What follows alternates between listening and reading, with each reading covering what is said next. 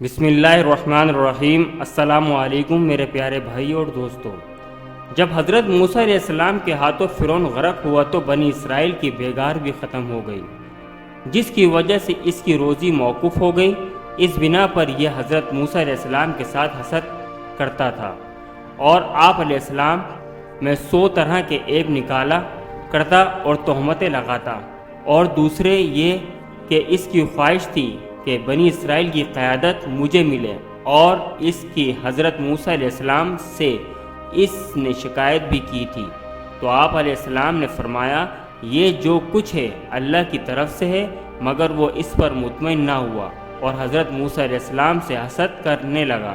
قوم کے علماء نے اس کو زکوٰۃ دینے کی ہدایت کی تو اس نے صاف انکار کر دیا کہ میرے اس مال میں کسی کا کچھ حصہ نہیں ہے، یہ مال میں اپنی محنت اور ہوشیاری سے حاصل کیا ہے۔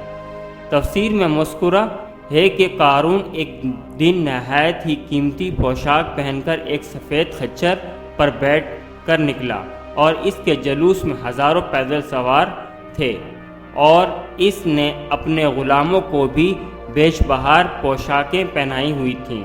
اس کا یہ ٹھاٹھ اور زیب و زینت دیکھ کر دنیا داروں کے منہ میں پانی بھر آیا اور کہنے لگے کہ کاش ہمارے پاس بھی اس جتنا مال ہوتا، یہ تو بڑا خوش نصیب اور قسمت والا ہے۔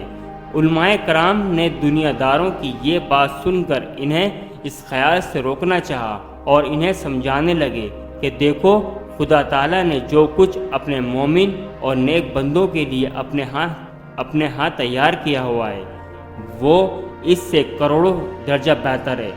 تمہیں ان درجات کو حاصل کرنے کے لیے اس دور روز زندگی کو صبر سے گزارنا جنت صابروں کا حصہ ہے۔ اگر میری آپ کو ویڈیو اچھی لگی تو پلیز میرے چینل کو سبسکرائب کریں، لائک کریں اور شیئر کریں۔